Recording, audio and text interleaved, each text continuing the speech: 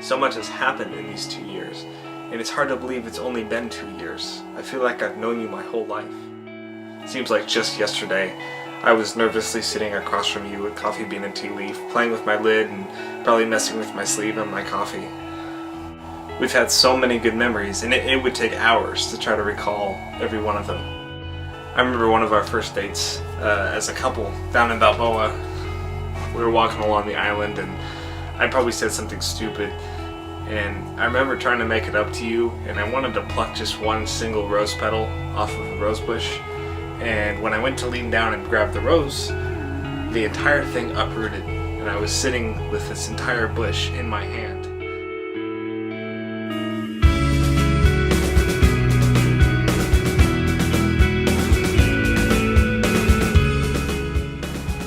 I've kind of grown up with this concept of meeting the one. There's supporters of both sides, some that say that there are several people you could really end up with and still fit within God's plan. There are those who strongly believe that there is only one person that is set in your path to eventually meet, fall in love with, marry, and live happily ever after.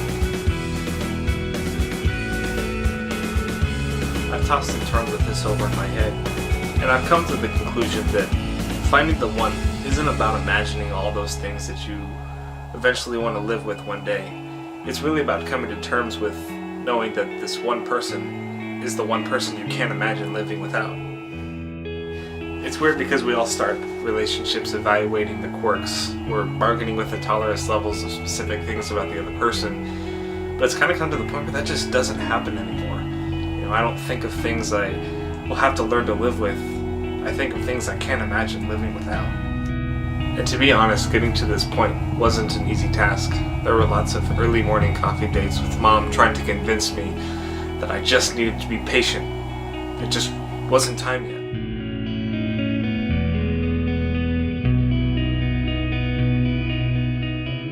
I just wanted to be so stubborn. I think I had this mentality that once I got out of college, my chances of finding the one would disappear.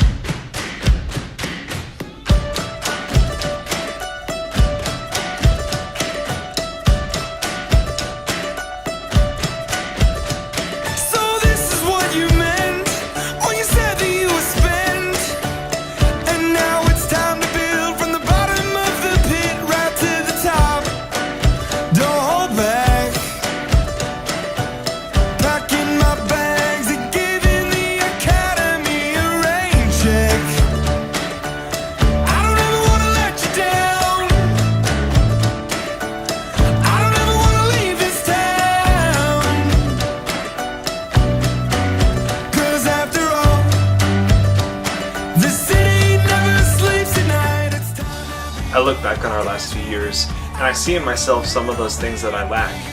Yet you fill those voids so perfectly, as if I was made to be completed. Now don't you understand that I'm never changing who I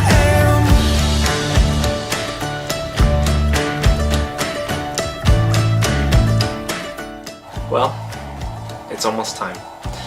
But before I get there, I just want to say I love you. There is no one in the world that makes me as happy and fulfilled as you do, and I cannot wait to spend the rest of my life with you. So, with that said, I've got a request for you.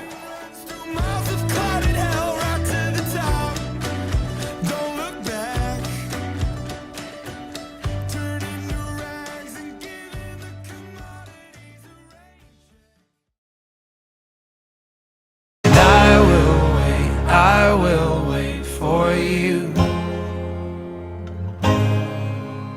and I will wait for you. So here we are, we made it. It's our wedding day. Looking back in the last 3 years, there's really one moment I keep going back to. And that's the time that we were driving back from Branding Iron. You and I were sitting in the back talking about our passions for helping people. I was talking about my experience in South Africa and spending the semester there, and you were sharing about Mexico outreach. And I can just remember thinking, man, this girl has such a heart for helping people. And I don't think I've ever told you this, but it was really that moment in my life that I realized you were the one that I wanted to spend the rest of my life.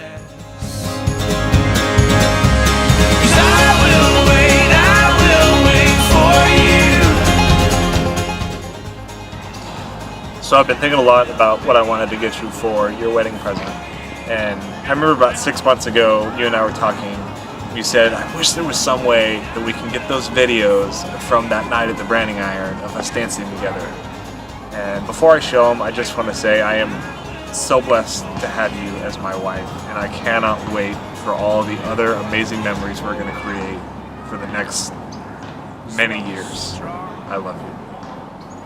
And use my head alongside my heart, so tame my flesh and fix my eyes. I tethered my